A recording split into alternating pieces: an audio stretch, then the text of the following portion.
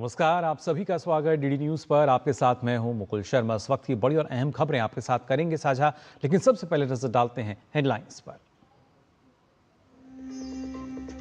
कुलगाम मुठभेड़ में आतंकियों से मुठभेड़ में 2 जवान शहीद, एक आतंकी भी हुआ ढेर।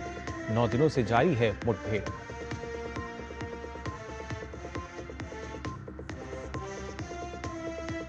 उत्तराखंड के धराली और हर्षिल में वायुसेना का बचाव अभियान जारी। आज सुबह 74 और नागरिकों को सुरक्षित निकाला गया।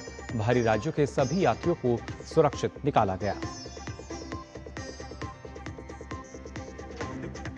दिल्ली एनसीआर के कई इलाकों में भारी बारिश के कारण जलजमाव की स्थिति। हवाई यातायात भी प्रभावित। 90 उड़ानें लेट, 4 रद्द। आज दिन भर के लिए रेड अलर्ट जारी। त्योहार के सीजन में यात्रियों के लिए रेलवे की नई सुविधा, round trip package for festival. Rush योजना के तहत टिकट बुक कराने पर मिलेगी 20% की छूट। 14 अगस्त से शुरू होगी योजना। और अंडर 19 एशियाई बॉक्सिंग चैंपियनशिप में 7 महिला मुक्केबाज समेत 10 भारतीय मुक्केबाज स्वर्ण पदक के लिए पेश करेंगे चुनौती। बैंकॉक में चल रही है प्रतियोगिता। और आइए अब खबरें देखते हैं विस्तार से। सबसे पहले बात करते हैं जम्मू कश्मीर की, जहां कुलगाम जिले के अखल के जंगल में आज 9वें दिन भी मुठभेड़ जारी है। सुरक्षा बलों के साथ मुठभेड़ में एक और आतंकवादी मारा गया है। कल रात अखलवन क्षेत्र में आतंकवादी और सुरक्षा बलों के बीच हुई भीषण गोलीबारी में 4 जवान घायल हो गए, जिनमें से 2 जवानों ने दम तोड़ दिया। शहीद होने वाले जवानों के नाम लांस नायक प्रीतपाल सिंह और जवान हरमिंदर सिंह हैं। भारतीय सेना ने जवानों की शहादत पर संवेदना व्यक्त करते हुए कहा है कि सेना शोक संतप्त परिवारों के साथ एकजुटता से खड़ी है। सेना ने कहा है कि अभियान अभी भी जारी है। गौरतलब है कि 1 अगस्त से कुलगाम के अखल घने जंगलों में आतंकवाद विरोधी अभियान चल रहा है। पिछले 9 दिनों में अगर बात की जाए तो 2 आतंकवादी मारे गए हैं, जिनमें से एक के स्थानीय होने का संदेह है। अब तक इस ऑपरेशन की अगर बात करें तो घायल सेना के 9 जवानों में से 2 जवान शहीद हो चुके हैं। वहीं 7 जवानों का इलाज श्रीनगर के सेना के अस्पताल में जारी है। सेना के वरिष्ठ अधिकारी इस ऑपरेशन पर लगातार नजर बनाए हुए हैं। अखल के जंगलों में सघन तलाशी और कॉम्बिंग ऑपरेशन भी जारी है। अधिकारियों का कहना है कि यह ऑपरेशन अब अपने अंतिम चरण में है।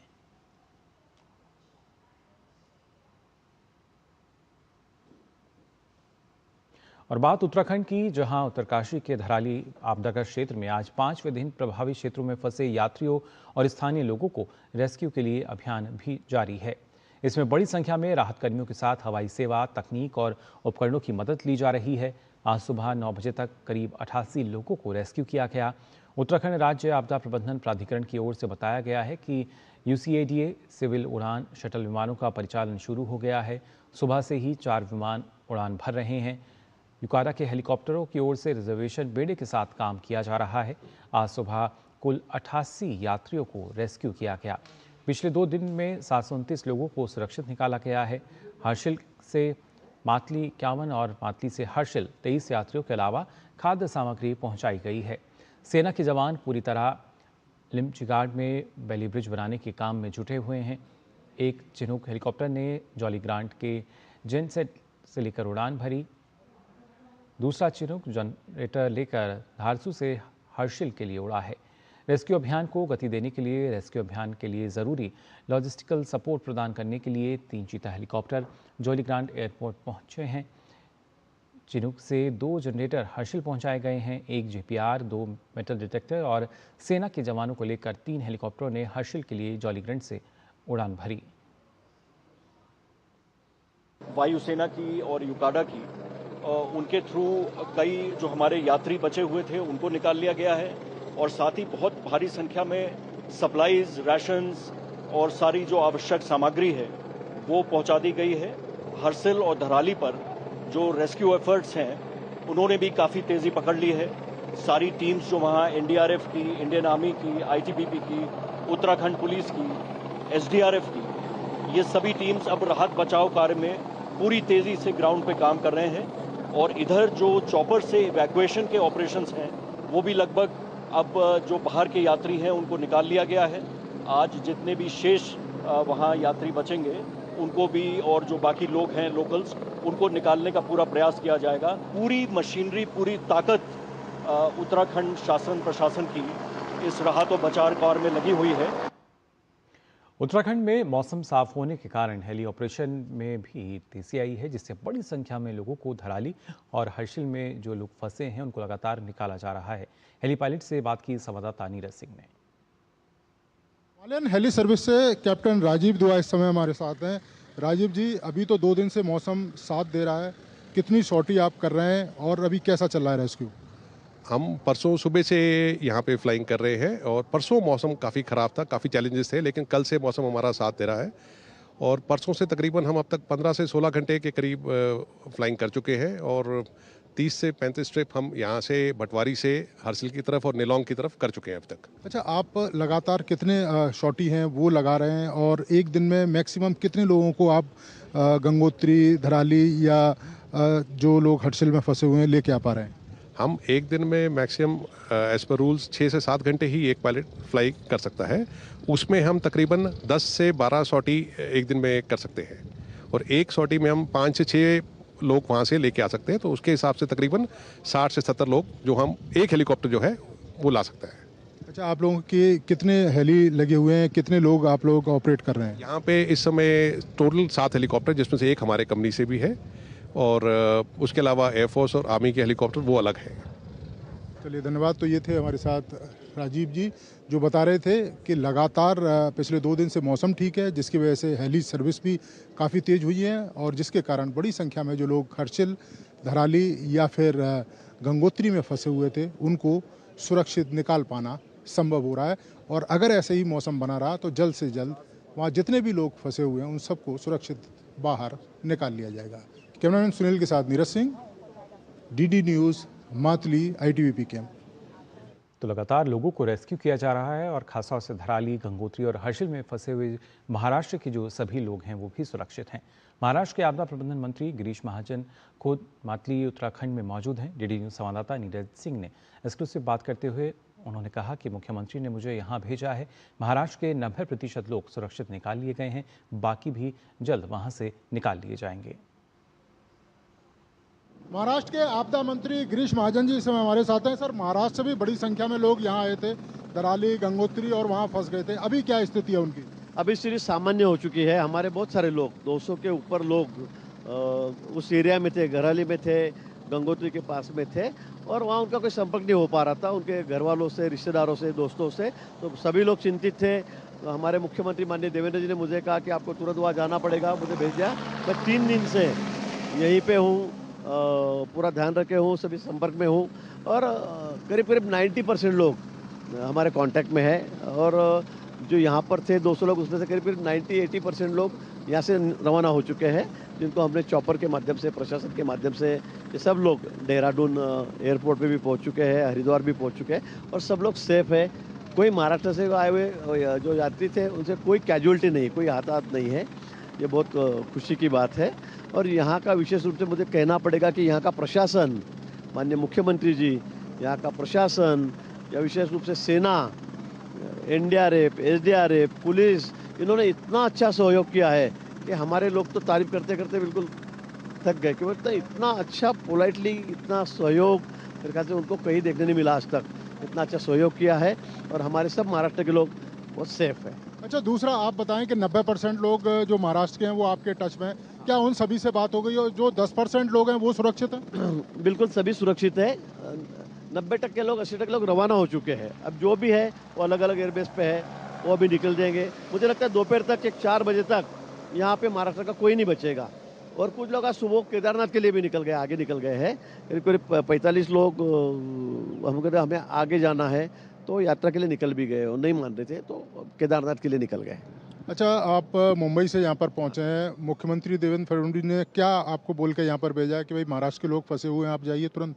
बिल्कुल, मैं तो आपदा मिनिस्टर भी हूँ, तो मेरे पास पद अभी आया, लेकिन मैं जब भी महाराष्ट्र में कुछ होता है या बाहर कुछ होता है तो ये मेरी जिम्मेदारी होती है हमेशा। आप देख लीजिए, कश्मीर में भी हुआ पहलगाम में, तब दूसरे दिन सुबह में पहलगाम में था, श्रीनगर में था। केरला में जब बाढ़ आई थी तब भी 10 दिन में वहीं पे 100 डॉक्टर की टीम लेकर गया था, पूरा मेडिसिन लेके गया था, पूरा एयरफोर्स के 3 फ्लाइट लेके गया था। तो ये जिम्मेदारी ज़्यादातर मेरे पास ही होती है महाराष्ट्र में। धन्यवाद। तो ये थे हमारे साथ आपदा मंत्री गिरीश महाजन जी, जो बता रहे थे कि महाराष्ट्र से बड़ी संख्या में लोग आए थे, 90% लोग सुरक्षित हैं, अपने अपने घरों के लिए रवाना हो गए। कैमरामैन सुनील के साथ नीरज सिंह, डीडी न्यूज़, मातली। वहीं उत्तरकाशी जिले में शुक्रवार सुबह जारी मौसम पूर्वानुमान के अनुसार आज दिन भर अधिकांश स्थानों पर हल्की से मध्यम बारिश होने की संभावना है। शाम और रात के समय कुछ क्षेत्रों में बारिश की तीव्रता बढ़ सकती है। मौसम विभाग द्वारा आज सुबह जारी चेतावनी के अनुसार अगले 6 घंटे के दौरान क्षेत्र में आमतौर पर बादल छाए रहेंगे। कई जगह हल्की से मध्यम बारिश के आसार हैं। हालांकि फिलहाल कोई भारी बारिश की चेतावनी नहीं है, लेकिन स्थानीय प्रशासन और लोगों को सतर्क रहने की सलाह दी गई है, खासकर पर्वतीय क्षेत्रों और यात्रा करने वालों के लिए। वहीं हिमाचल प्रदेश के कांगड़ा जिले में स्थित पौंग डैम से भारी मात्रा में पानी छोड़ा जा रहा है, जिससे ब्यास नदी के किनारे बसे क्षेत्रों में जल भराव का खतरा बढ़ गया है।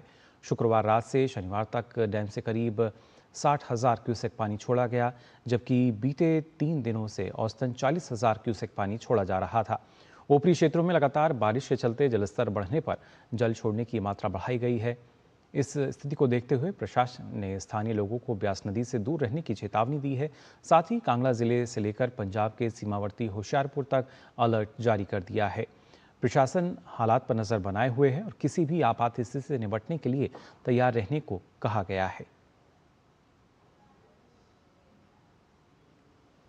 और बात करते हैं हिमाचल प्रदेश के कुल्लू की, जहां आनी में भी भारी भूस्खलन की वजह से एक बार फिर हालात बिगड़ने लगे हैं। आनी उपमंडल के रघुपुर में नाले में भारी फ्लैश फ्लड के चलते नाले के दोनों तरफ की पहाड़ियों में भूस्खलन भी हुआ, जिससे इस क्षेत्र में पेयजल आपूर्ति भी बाधित हो गई है। हालांकि जल शक्ति विभाग के कर्मचारी पेयजल आपूर्ति को बहाल करने में लगे हैं। साथ ही प्रशासन द्वारा लोगों से नदी नालों से दूर रहने की अपील भी की जा रही है। हिमाचल प्रदेश में लगातार हो रही बारिश के चलते शिमला चंडीगढ़ राष्ट्रीय राजमार्ग 5 का सफर एक बार फिर मुश्किलों भरा हो गया है। शुक्रवार शाम सोलन के आगे चक्की मोड़ पर एक भारी भरकम चट्टान कार पर गिर गई, जिससे मौके पर अफरा तफरी मच गई और हाईवे का एक हिस्सा बंद हो गया। हादसे में किसी बड़ी जनहानि की सूचना नहीं है, लेकिन एक तरफ का रास्ता बंद होने से गाड़ियों की लंबी कतारें लग गईं। जानकारी के अनुसार पिछले 4 दिनों से इस क्षेत्र में 4 बार चट्टानें गिरने की घटनाएं हो चुकी हैं, जिससे हाईवे बार बार अवरुद्ध होता रहा है। और न सिर्फ पहाड़ी राज्यों में, बल्कि आज सुबह से ही दिल्ली और आसपास के अगर हम बात करें राष्ट्रीय राजधानी क्षेत्र की भी, तो कई हिस्सों में रुक रुक कर भारी बारिश हो रही है। कई इलाकों में जल भराव हो गया है, जिससे लोगों को परेशानियों का सामना करना पड़ रहा है। भारी बारिश के कारण हवाई यातायात पर भी असर पड़ा है। खराब मौसम के कारण लगभग 90 फ्लाइट लेट हुई हैं, जबकि 4 उड़ानें रद्द कर दी गई हैं।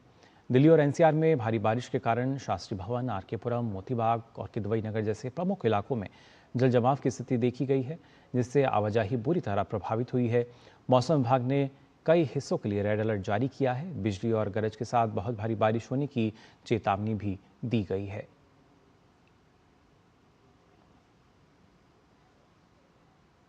और एक अब अच्छी खबर देश के लिहाज से जब हम बात करते हैं, दरअसल देश का रक्षा उत्पादन रिकॉर्ड स्तर पर पहुंच गया है। रक्षा मंत्री राजनाथ सिंह ने एक्स पर इसकी जानकारी देते हुए कहा है कि प्रधानमंत्री नरेंद्र मोदी के नेतृत्व में भारत का रक्षा उत्पादन रिकॉर्ड ऊंचाई पर पहुंच गया है। वित्त वर्ष 2024-25 में वार्षिक रक्षा उत्पादन बढ़कर 1,50,590 करोड़ रुपए के सर्वकालिक उच्च स्तर पर पहुंच गया है। ये आंकड़े पिछले वित्त वर्ष के 1.27 लाख करोड़ रुपए के उत्पादन की तुलना में 18% की मजबूत वृद्धि दर्शाते हैं और वित्त वर्ष 2019 और 20 की तुलना में 90% की आश्चर्यजनक वृद्धि दर्शाते हैं, जब ये आंकड़ा महज 79,071 करोड़ रुपए था। भारतीय रेल ने त्योहारी भीड़ को नियंत्रित करने और यात्रियों को बेहतर सुविधा देने के लिए एक नई round trip package for festival rush योजना लागू करने का फैसला लिया है। इस योजना के तहत जो यात्री अपने आने जाने की टिकट एक साथ बुक करेंगे, उन्हें वापसी यात्रा के किराए के बेस फेयर पर 20% की छूट मिलेगी। ये योजना 14 अगस्त 2025 से शुरू हो रही है। आगे की यात्रा 13 से 26 अक्टूबर 2025 के बीच और वापसी यात्रा 17 नवंबर से 1 दिसंबर 2025 के बीच होनी चाहिए। दोनों टिकट एक ही यात्री, एक ही क्लास और एक ही स्टेशन जोड़ी के लिए होंगी। केवल कंफर्म टिकट पर ही छूट मिलेगी। ये सुविधा सभी ट्रेनों, विशेष ट्रेनों सहित में उपलब्ध होगी, लेकिन फ्लेक्सी फेयर वाली ट्रेनों में नहीं। इस योजना में टिकट का रिफंड, संशोधन या अन्य जो रियायतें हैं वो मान्य नहीं होंगी। बुकिंग केवल एक ही माध्यम से करनी होगी, या तो ऑनलाइन या फिर स्टेशन आरक्षण काउंटर से। रेल मंत्रालय ने सभी जोन को इस योजना का व्यापक प्रचार प्रसार करने के निर्देश दिए हैं, ताकि अधिक से अधिक यात्री इसका लाभ उठा सकें। और अगली खबर बिहार से भी जुड़ी हुई। दरअसल चुनाव आयोग बार बार कह रहा है कि बिहार की अंतिम मतदाता सूची में कोई भी योग्य मतदाता छूटने ना पाए और कोई भी अयोग्य मतदाता जुड़ने ना पाए। 1 अगस्त को जारी की गई बिहार की प्रारूप मतदाता सूची में कोई भी त्रुटि दूर करने के लिए आयोग ने लोगों, राजनीतिक दलों से उनके दावे और आपत्ति दर्ज करने की बात कही है। अभी तक किसी भी राजनीतिक दल ने एक भी दावा या आपत्ति दर्ज नहीं की है। दावा या आपत्ति की अवधि के 9 दिन हो चुके हैं। 1 अगस्त दोपहर 3 बजे से आज सुबह 9 बजे तक किसी भी राजनीतिक दल से प्राप्त दावे और आपत्तियां अभी तक प्राप्त नहीं हुई हैं। साधारण मतदाताओं ने भी 7,252 दावे या आपत्तियां दर्ज कराई हैं, जिनमें योग्य मतदाताओं के नाम को जोड़ने और अयोग्य नाम हटाने की मांग की गई है। इनका भी निस्तारण अभी नहीं हुआ है। 43,123 नए मतदाताओं ने फॉर्म 6 और डिक्लेरेशन फॉर्म जमा किए हैं। प्रधानमंत्री नरेंद्र मोदी कल कर्नाटक का दौरा करेंगे, जहां वे बेंगलुरु में विकास की कई योजनाओं की सौगात देंगे। इनमें खास है 3 नई वंदे भारत एक्सप्रेस ट्रेन और नई नम्मा येलो लाइन मेट्रो। बेंगलुरु से देखिए हमारे संवाददाता अभिषेक सिंह की रिपोर्ट। देश की रेल सफर में एक और ऐतिहासिक कदम। 10 अगस्त 2025 को मिलने जा रही हैं 3 नई वंदे भारत एक्सप्रेस ट्रेनें, जिसे प्रधानमंत्री नरेंद्र मोदी बेंगलुरु के केएसआर रेलवे स्टेशन से हरी झंडी दिखाकर रवाना करेंगे। पहली वंदे भारत ट्रेन बेलगावी से क्रांतिवीर संगोली रायण बेंगलुरु के बीच चलेगी, जो बेंगलुरु, तुमकुरू, हासन, चिक्कमगलुरु, चित्रदुर्ग, दावणगेरे, हावेरी, धारवाड़, उत्तर कन्नड़ और बेलगावी जैसे जिलों को तेज रफ्तार से जोड़ेगी। दूसरी वंदे भारत एक्सप्रेस अजनी, नागपुर से पुणे के बीच शुरू होगी, जिससे नागपुर, वर्धा, अमरावती, अकोला, जलगांव, नासिक, अहिल्यानगर और पुणे के यात्रियों को बेहतर कनेक्टिविटी मिलेगी। तीसरी वंदे भारत ट्रेन अमृतसर से श्री माता वैष्णो देवी कटरा के बीच चलेगी, जो अमृतसर, जालंधर, पठानकोट, जम्मू और रियासी के यात्रियों को तेज और आरामदायक यात्रा का अनुभव दिलाएगी। वंदे भारत है, ये हमारा फ्यूचर एक बहुत बड़ा प्रोडक्ट रहेगा इंटरसिटी ट्रैवल के लिए, जो आम आदमी की को दृष्टि में रखते हुए जो अमृत भारत ट्रेन्स है उसकी भी लॉन्च हो रही है। हम लोग वंदे भारत स्लीपर भी लॉन्च करने जा रहे हैं। ये धीमे धीमे एक बहुत इंपॉर्टेंट फ्यूचर के प्रोडक्ट हो जाएंगे और 2030 तक लगभग जो वंदे भारत के प्रोडक्शन है वो उसमें काफी इजाफा होगा। वहीं देश को 3 और नई वंदे भारत एक्सप्रेस ट्रेन की सौगात के बाद बेंगलुरु के लोगों को प्रधानमंत्री मोदी एक और बड़ी सौगात देंगे, यानी नम्मा मेट्रो की येलो लाइन की। इस 19.15 किलोमीटर लंबे मेट्रो कॉरिडोर पर हर 25 मिनट में 3 चालक रहित ट्रेनें चलेंगी। यह कॉरिडोर दक्षिणी बेंगलुरु में इलेक्ट्रॉनिक सिटी होते हुए आरवी रोड को बोम्मा संद्रा से जोड़ेगा, जिसमें 16 स्टेशन होंगे। इस नई येलो लाइन के शुरू होने से दक्षिण बेंगलुरु के औद्योगिक क्षेत्रों को बेहतर कनेक्टिविटी मिलेगी और लोगों को विश्व स्तरीय आरामदायक यात्रा का आनंद। साथ ही सबसे बड़ी बात, लोगों को ट्रैफिक से निजात मिलेगी। प्रधानमंत्री नरेंद्र मोदी रविवार को बेंगलुरु में पर्पल लाइन और ग्रीन लाइन के बाद अब इस तीसरे येलो लाइन मेट्रो की भी शुरुआत करेंगे, जो यहाँ के लोगों को ट्रैफिक से निजात दिलाएगा और रागीगुडा से लेकर इंफोसिस तक का विश्व स्तरीय यात्रा का अनुभव भी कराएगा।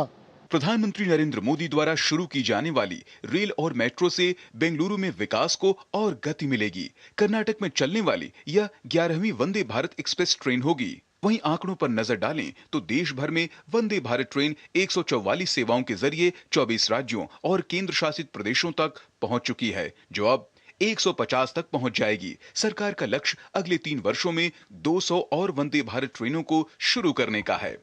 निश्चित ही ये कहना गलत नहीं होगा कि बेंगलुरु से बेलगावी के बीच नई वंदे भारत ट्रेन और नई येलो मेट्रो लाइन यात्रा समय को तो कम करेंगी ही, साथ ही यात्रियों को तेज, सुरक्षित और आरामदायक सफर का भी अनुभव कराएगी। Abhishek Singh, DD news, Bengaluru. और आइए अब आगे बढ़ते हैं। राष्ट्रपति भवन का दीदार और लाल किले पर तिरंगे को लहराता देखना हर भारतीय का सपना होता है। जो झारखंड के किसान रामदास बेदिया के लिए हकीकत बनने जा रहा है। उन्हें राष्ट्रपति ने स्वतंत्रता दिवस समारोह में शामिल होने के लिए न्योता भेजा है, जिसे पाकर उनके और उनके गांव के लोगों की खुशियों का ठिकाना नहीं है। रामदास बेदिया की वजह से रांची के अनगढ़ा प्रखंड का बीसा गांव इन दिनों सुर्खियों में है। एक साधारण किसान रामदास बेदिया को राष्ट्रपति द्रौपदी मुर्मू की ओर से स्वतंत्रता दिवस समारोह में शामिल होने का न्योता मिला है। रामदास बेदिया राष्ट्रपति भवन में रात्रि भोज में शामिल होंगे और स्वतंत्रता दिवस समारोह के साक्षी होंगे। दरअसल रामदास बेदिया ने प्रधानमंत्री आवास निर्धारित समय से पहले ही पूर्ण कर लिया था, जिसका उन्हें यह सम्मान मिला है। मैं नहीं सोचा था कि ऐसा मौका आएगा, लेकिन पहली बार ऐसा मौका आया कि डाक द्वारा थ्रू आया। विशेष व्यवस्था के तहत यह निमंत्रण पत्र डाक विभाग द्वारा उन तक पहुंचाया गया। रामदास बेदिया ने इस निमंत्रण पर प्रसन्नता जताते हुए राष्ट्रपति और प्रधानमंत्री का आभार जताया। बहुत खुशी के बात है जाने 15 अगस्त में झंडा फहराने के लिए, तो हम जाने के लिए तैयारी कर रहे हैं। इसके लिए राष्ट्रपति को और प्रधानमंत्री को मेरे तरफ से बहुत बहुत धन्यवाद। निमंत्रण पाकर रामदास का पूरा परिवार बेहद खुश है। रामदास बेदिया की पत्नी तिलकी देवी और बेटा पवन बेदिया ने कहा कि राष्ट्रपति से मिले न्योते ने पूरे परिवार को इलाके में खास बना दिया है। गांव वाला भी खुश है, हम लोग भी घर परिवार वाला पूरा खुश है। पापा को निमंत्रण भेजे हैं। कभी नहीं सोचे थे कि दिल्ली में 15 अगस्त में झंडा सम्मेलन में सम्मानित किया जाएगा। छोटे से गांव से निकलकर राष्ट्रपति भवन का दीदार करने की बात सुनकर ही पूरा गांव उत्साहित है। गांव के अर्जुन बेदिया ने कहा कि एक साधारण किसान को राष्ट्रपति का न्योता मिलना गांव के लिए सम्मान की बात है। रामदास बेदिया का जो मान सम्मान बनना, उसके साथ हमारे बीसा पंचायत का भी बहुत माने हर जगह नाम हो रहा है। केंद्र सरकार विभिन्न योजनाओं के माध्यम से जन कल्याण को नया आयाम दे रही है। प्रधानमंत्री आवास योजना से शहर से लेकर गाँव तक तस्वीर बदल रही है। वहीं रामदास बेदिया जैसे लोगों की तकदीर भी इसमें खिल रही है। बेहतर काम करने वालों को मान तथा मान्यता मिलना निश्चित रूप से बदलते भारत का जीवंत प्रमाण है। रांची से अवधेश गौतम के साथ मैं दिवाकर कुमार। तो लोगों को लगातार जो निमंत्रण पत्र हैं वो मिल रहे हैं। वहीं देश भर में हर घर तिरंगा यात्रा जोरों से चल रही है। सूरत एयरपोर्ट से डुमास तक 10 किलोमीटर लंबी तिरंगा रैली निकाली गई, जिसमें CISF के जवानों, एयरलाइन कर्मचारियों और स्थानीय नागरिकों ने उत्साहपूर्वक भाग लिया। रैली के दौरान देशभक्ति के नारे लगाए गए और सभी ने तिरंगा लहराकर अपने भावों का परिचय दिया। ये रैली डुमास पहुंची और वापस एयरपोर्ट पर आकर संपन्न हुई। का एक पर्व जिसको बहुत ढंग से मनाना चाह रहे हैं। आप ये देखें कि कोई भी उत्सव होता है उसमें पर्टिकुलर सोसाइटी का सेगमेंट शामिल होता है। ये हम सब भारतीयों का उत्सव है। ये पर्व हमें याद दिलाता है कि हम सब एक हैं। मैं आप सबसे आह्वान करता हूँ कि हम सब एकता की, जैसे स्वतंत्रता संग्राम के समय सारे भारतीय एक हुए थे, वैसे हम फिर से उस चीज का परिचय दे सके तो हमारे देश के लिए बहुत अच्छा है। 1942 के भारत छोड़ो आंदोलन की 83वीं वर्षगांठ पर सुरेंद्रनगर जिले के चोटिला में भारत गौरव तिरंगा यात्रा का भव्य आयोजन किया गया। ये कार्यक्रम हर घर तिरंगा और नारी वंदना उत्सव के अंतर्गत राष्ट्रीय कवि झवेरचंद मेघानी की जन्मभूमि चोटिला में आयोजित हुआ। ये यात्रा स्वतंत्रता संग्राम वीर सेनानियों और शहीदों के लिए समर्पित थी, जिसमें शहर के विभिन्न स्कूलों के विद्यार्थियों, शिक्षकों, नागरिकों और अधिकारियों ने यात्रा में भाग लिया। शोभा यात्रा शहर के प्रमुख मार्गों से होती हुई संपन्न हुई। इस यात्रा में 200 फीट ऊंचे राष्ट्रीय ध्वज विशेष आकर्षण का केंद्र रहे। तिरंगा का भागरूप आज एक अनोखा कार्यक्रम हमारे चोटिला तहसील में आज सेलिब्रेशन हुआ। उस कार्यक्रम में प्रथम से हमारा जो राष्ट्रीय शायर झवेरचंद मेघानी का जो जन्म स्थान है, वहाँ से हमने तिरंगा की यात्रा निकाली और उसमें हमारे जो शाला के जो स्टूडेंट है वो स्टूडेंट और हमारे तहसीलदार, पुलिस स्टाफ और यहाँ के जो राष्ट्रीय शायर झवेरचंद मेघानी के जो सब ट्रस्टी है और लाइब्रेरी के जब स्टाफ है वो और चोटिला के नगरवासियों ने पार्टिसिपेट किया और एक संदेश दिया जाएगा कि हम सब भारतीय एक ही है। और आइए अब खबर देखते हैं खेल जगत से। थाईलैंड के बैंकॉक में चल रही अंडर 19 एशियाई बॉक्सिंग चैंपियनशिप 2025 में भारत के 10 मुक्केबाज स्वर्ण पदक के लिए रिंग में उतरेंगे। सभी ने अपने अपने सेमीफाइनल मुकाबलों में कल शानदार जीत दर्ज की। पुरुष वर्ग में मौसम सुहाग, राहुल कुडू और हेमंत सांगवान ने फाइनल में जगह बनाई, जबकि महिला वर्ग से 7 मुक्केबाज जगह बनाने में सफल रहे। अंडर 19 के मुक्केबाजों का ये प्रदर्शन अपने आप में देश में बॉक्सिंग के खेल के बढ़ते कद की तस्वीर को भी सामने रख रहा है। तो फिलहाल के लिए इस बुलेटिन में बस इतना ही, लेकिन देश और दुनिया की तमाम खबरों के लिए आप देखते रहिए DD न्यूज़।